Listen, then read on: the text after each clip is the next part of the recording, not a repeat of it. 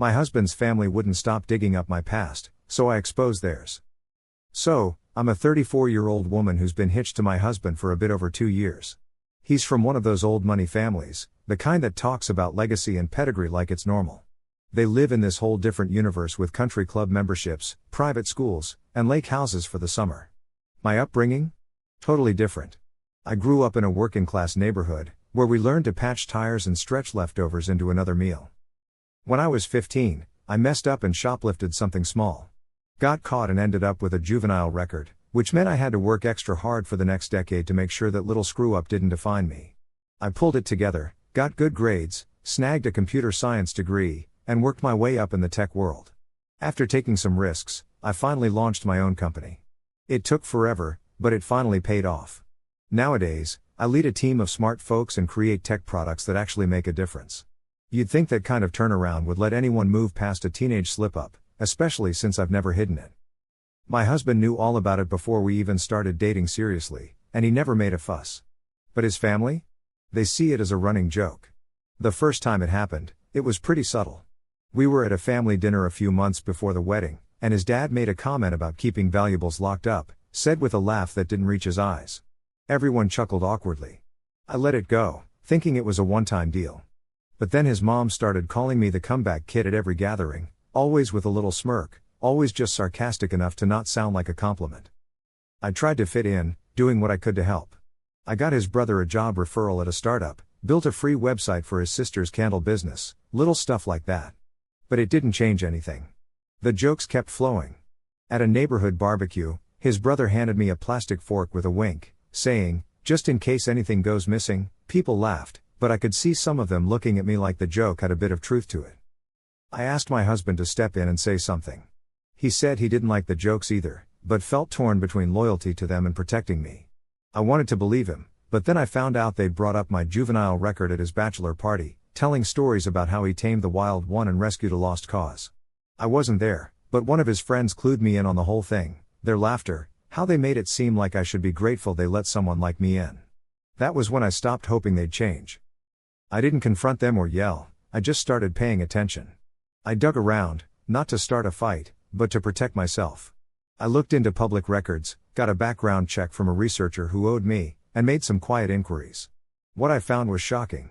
His uncle had a sealed DUI case, his dad was involved in a tax scandal that mysteriously disappeared, and his cousin got expelled for cheating, but the family told everyone she left to explore her passions.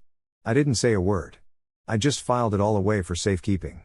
My husband didn't know because I didn't want to drag him into it, unless absolutely necessary. Then came the baby shower for our first kid. We hosted it at our place, trying to keep it low-key. My parents were there, along with close friends. His family showed up early with big gifts and big smiles. During the toast, his dad said, "It's amazing what someone can accomplish after juvenile hall." Everyone laughed like it was just another joke, but this time my parents and work buddies were there. That's when I realized I had to do something, not for revenge, but to set a boundary. I'd been quiet for too long, tried too hard to play nice. I'm not that 15-year-old kid anymore. I worked hard for everything I have and wasn't going to let anyone, especially not my husband's family, use that past like a leash around my neck. The baby shower was at our new house. We just moved in a few weeks before and I wanted it to be perfect. I spruced up the backyard, got extra seating, and hired a local bakery for desserts. My husband took care of the invites and decor, making sure both our families felt included. His folks came 20 minutes early, carrying a mountain of gifts. His brother brought in a custom bassinet with a sweet note, and his sister offered a beautifully wrapped present. So, we threw this baby shower, and the centerpiece was this epic tiered diaper cake that looked straight out of a magazine. Everything seemed super generous at first, but it didn't take long for my husband's family to show their true colors. His dad walked in, checked the place out, and dropped a comment loud enough for everyone to hear, something like, "Amazing what you can achieve after juvenile hall." He was trying to be funny, but the sideways glances from the guests said it all. My husband just gave a weak smile and went to get drinks instead of reacting. Later, when we were alone, he apologized for his dad's comment, saying that he always acts that way and it might be related to some stress and blood pressure issues. It wasn't the first time he brushed off a hurtful comment as just his dad's sense of humor. I didn't start a fight, I just nodded and went back to the party. While showing some guests around the house, I saw his sister taking her sweet time in my home office. I'd put a lot of effort into setting it up, with framed awards, our company's logo on a glass plaque, and pics from our launch event. She was holding up her phone, and when I asked if she needed anything, she just said she was admiring the setup. I let it slide. That night, while cleaning up after everyone had left, I got a message from a friend. It was a screenshot showing that my sister-in-law had posted a photo from my office. Her caption was something like, "From thief to CEO, only in America." She didn't tag me or use names, but anyone who knew our story knew who she was talking about. I showed my husband, and he told me to chill, saying his sister didn't mean any harm and reminded me about his parents' health issues. I told him I was done playing nice. This wasn't just a joke, it was full-on humiliation dressed up as family banter. If they wanted to keep dragging my name through the mud, I wouldn't hold back anymore. A few days later, we went to brunch at his parents' place, bringing our baby dressed in this adorable little blue onesie with matching booties. In the garden, his mom handed me a plate while fussing over the baby and joking, "Hope he doesn't inherit those sticky fingers." Everyone laughed, but I didn't. I calmly put my plate down and asked if these types of jokes were ever going to stop. I suggested that if we were going to joke about family history, we might as well include everything. I mentioned his dad's dodged tax issues, his uncle's brush with the law involving a cyclist, and his cousin's academic scandal that got covered up as a break to explore art. That pretty much killed the laughter. Without raising my voice, I took out a folder from the diaper bag and placed it on the table. It was loudly labeled with all those family secrets. I didn't have to open it, everyone knew what I was packing. His dad turned red, his mom slammed her napkin down, and some guests just got up and left while others stared at their plates. Nobody said a word to me as I picked up our child, looked at my husband, and we left, all in silence. That night, we sat in the nursery trying to rock our son to sleep. My husband didn't try to defend his family this time. We both agreed we needed space, no more dinners, no more visits until we figured out what peace looked like for us and our kid. The day after, we packed a few bags and checked into a hotel just to get away from it all. It wasn't a fancy place, but it was clean, quiet, and far enough from the drama to clear our heads. We told our neighbors we were just taking a few days off, and they didn't ask questions. My husband spent most of the first day feeling torn, caught between our baby's little moments and replaying the brunch scene in his head. He wasn't mad about what I said, just shook by it all playing out in front of so many people. I reminded him of all those dinners where I sat through jabs about my past, asking for some backup which never came. Going public wasn't for attention, it was because private talks didn't change a thing.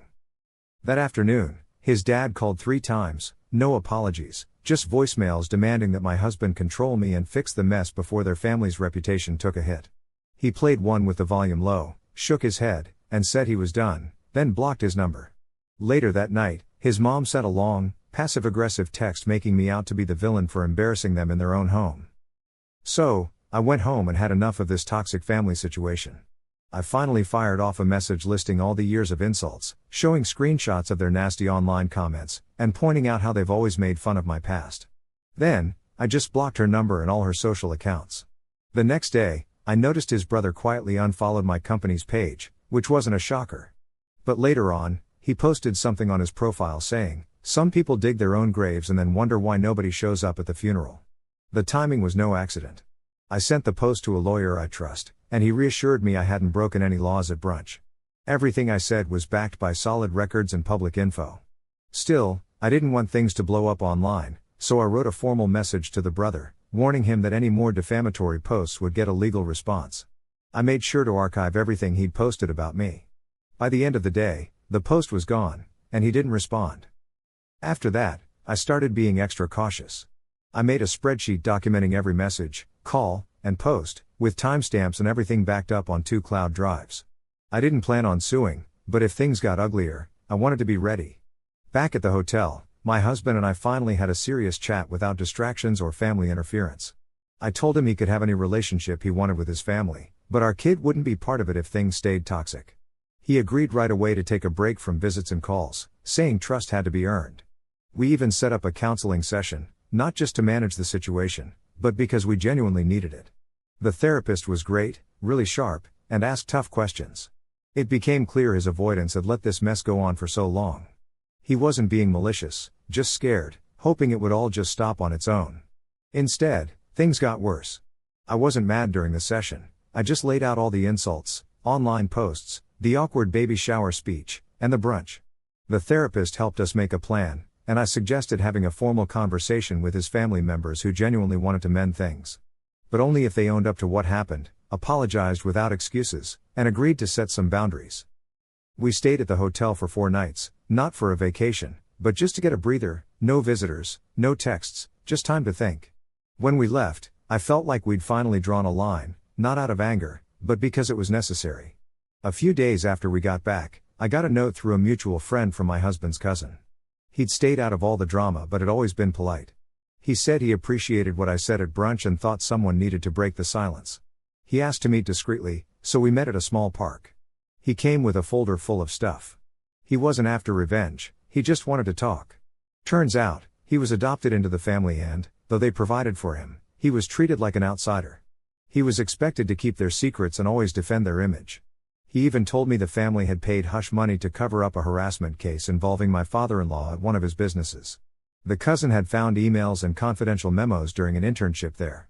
He showed me some screenshots, and the settlement was cleverly disguised. I didn't plan on using any of that info, not even copying it, but I took note and added the key details to my records. I thanked him for trusting me and promised if things got worse, I'd keep his name out of it. He warned me to be careful because the family wasn't used to being challenged.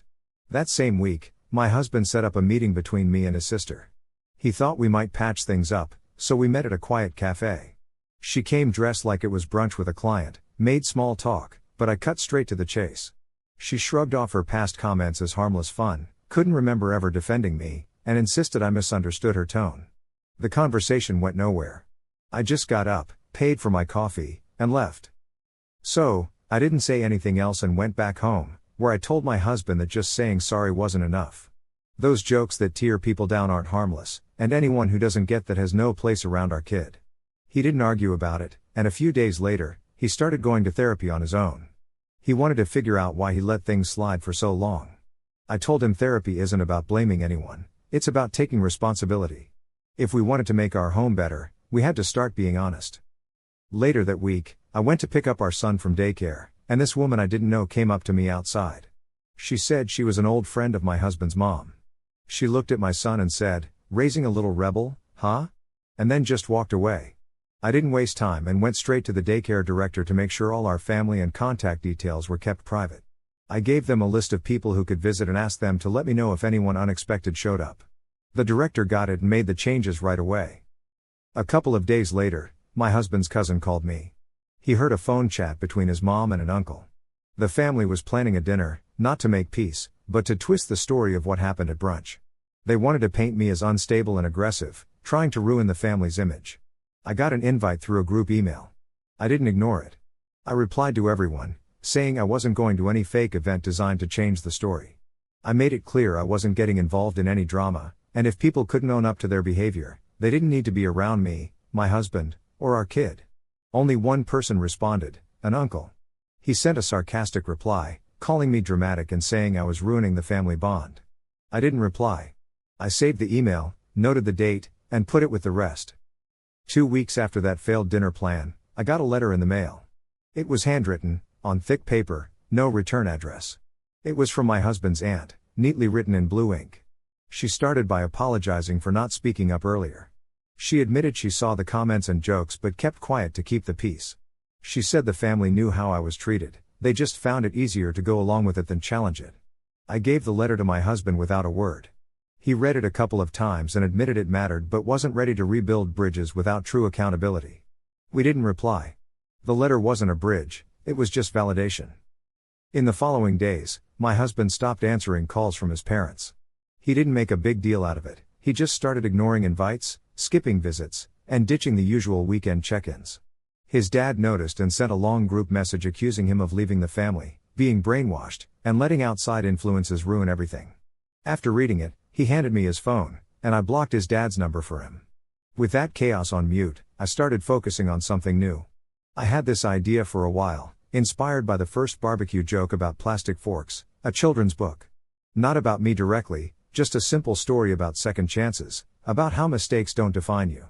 I started outlining it at night after our baby was asleep. While I was working on the draft one evening, my husband got a message from an old friend from our wedding planning days. She said she regretted laughing along with the family jokes back then. She admitted it was just easier to join in. But she also mentioned that the family was spreading rumors, not just about my past but about my company, too, saying I faked documents to get funding or used someone else's credentials to start my first project. The next day, I reached out to a PR consultant who's good at handling these types of crises. I laid everything out for them, screenshots, dates, messages. They quickly found a pattern in social media posts linking back to my husband's brother's old job. It was sloppy but enough to show there was intent. I got the findings notarized, copied, and stored them securely. Then came the moment that really showed how far the gossip had spread. At a routine pediatric checkup, the nurse made a passing comment about how it must be nice to have turned things around. It was friendly but had that knowing edge, like she'd heard a skewed version of my life. I didn't raise my voice. I just corrected her, gave her the real timeline, and pointed out that juvenile records are sealed and shouldn't be gossip material. I asked for her name and noted it down, then requested to talk to the clinic manager. That afternoon, my husband said he wanted to try one more time. So, instead of trying to fix family stuff, he decided to schedule a video chat with both our sets of grandparents. He just wanted everyone to feel less alone, not necessarily solve all our problems. He was hoping maybe someone from the older generation would get the big picture of what was going on. We held the call on a Sunday evening, and both sets of grandparents joined in. My husband took the lead in the conversation. He kept calm, skipped any sugarcoating, and laid everything out, all the years of little humiliations, the endless jokes about my past, and the awkward silences whenever someone crossed a line. He talked about why we'd distanced ourselves and what needed to change if we were ever going to reconnect with the family. Surprisingly, his grandparents didn't argue. Actually, they reacted better than we ever thought they would. His grandpa leaned in and admitted he was tired of the family acting like appearances mattered more than integrity. He even shared a story we'd never heard about how he once made a massive financial mistake in his 30s with a bad investment that nearly wrecked the family business. But nobody turned it into a running joke or let it define him. He said what they'd done to me was not just unfair, but downright cruel. I mostly kept quiet during the call, letting my husband speak and the grandparents listen. But for the first time, I felt like someone from his side wasn't just hearing us, but actively calling out the wrongs. It didn't solve everything, but it made a difference. A few days later, my husband told me his cousin, who had shared family secrets, was moving out of state. He'd landed a new job and was cutting ties with everyone except us. He was done with walking on eggshells and wanted a fresh start where he wasn't considered a liability. Around the same time, his sister reached out, asking if they could meet up at a spa to try and reset things. My husband was cautious. He asked what I thought, and I felt it was more about saving face than real change. So, he agreed to meet, but only in a public spot, and brought a friend for backup. The talk was brief and didn't resolve much, but it was the first time a clear boundary was set. The next day, his mom sent a long, manipulative message, full of guilt trips, veiled threats, and emotional blackmail. She went on about family loyalty and legacy, claiming my husband had changed, but conveniently ignored the real issues. Without waiting for any advice from me, my husband blocked her number for good. After that, we decided together that we wouldn't be going to any family-hosted gatherings for a while. No holidays, no birthdays, and definitely not our kid's upcoming first birthday. We didn't want to spend that day dealing with tension or side eyes. We wanted joy and peace, so we planned our own celebration. We invited only those who'd supported us, friends, neighbors, some cousins, my husband's aunt who wrote a supportive letter, and his cousin who was about to move. We set it up in our backyard, with simple decorations, a rented play area, and a cake shaped like a storybook. It was all about laughter, music, and a carefree environment for our son.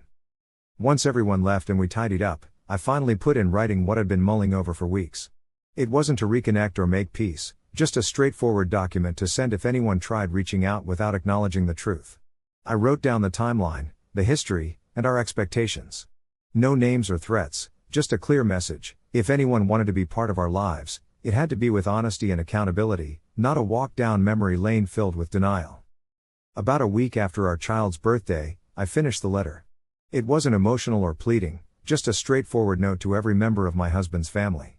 It outlined events from the first incident, highlighted continuous disrespect, detailed its effects on us, and ended with 3 simple conditions: truth, accountability, and firm boundaries. Within 2 days, the responses started coming in, but they weren't apologies, just anger. Some cousins shot back bitter replies, accusing me of tearing the family apart and blowing things out of proportion. I didn't engage, I just blocked them and added the messages to my log. The only call that brought any clarity was from my husband's grandmother. It was brief, under 30 seconds, but she simply said, "You both did the right thing," and then hung up. That was the day we drew our line in the sand, not out of anger, but because we'd finally seen what peace looked like. Once you see that, it's impossible to pretend that chaos was ever normal. 3 years have passed since that letter. Our son is 4 now, curious and kind, unaffected by the shadow that once loomed over us. Just last month, we got a formal invite in the mail from an address I didn't recognize. Inside was an invitation to his grandfather's 75th birthday celebration, with a handwritten note at the bottom, no strings attached, just family. My husband pondered over it for a long time before putting it down. So, there we were, just hanging out in the kitchen, and he asked, "What do you think?" I was like, "Haven't we been here before?" That night, we hashed things out, not in an angry or scared way, but clearly. We talked about what going back into the house would mean, especially with our son old enough to notice things like tension and vibes. 2 days later, my husband's cousin, the one who moved away, called us up. He got the same invite and casually dropped some family drama on us. His parents had split the year before, and the family dynamics had totally shifted. His dad, one of those uncles who was pretty awful to me, had gone through a health scare that apparently gave him a new perspective. The cousin wasn't trying to make excuses, just giving us the lowdown. "Are you going?" I asked. "Only if you two are," he said. "And only if we go in together." So we decided to reply, not a yes, but not a flat-out no either. My husband penned a short note saying we'd think about coming if his dad agreed to meet us first, somewhere neutral like a downtown coffee shop. Surprisingly, his dad was cool with it. When we showed up, there he was, looking way smaller and older than I remembered. He stood up as we approached, awkwardly offering me his hand before his son. "Thanks for coming," he said, sounding way less confident than before. The chat wasn't a big dramatic scene, no tears or anything. He just spoke quietly about regrets and realizing too late what he'd lost. He even mentioned therapy, a word I never thought I'd hear from him. He talked about his own dad and the patterns he'd never questioned until it cost him his son. "I'm not asking for forgiveness," he said, "just a chance to know my grandchild before it's too late." I glanced at my husband. We'd already talked about our boundaries at length. "We'll come to the birthday," I said, 2 hours max. "Our son stays with us always. One wrong comment or joke and we're out for good." He nodded and then pushed an envelope across the table. Inside was a formal apology letter, copied to everyone who'd been there for the brunch fiasco 3 years back. He'd already mailed it out. "It won't change anything," he said, "but it's the truth."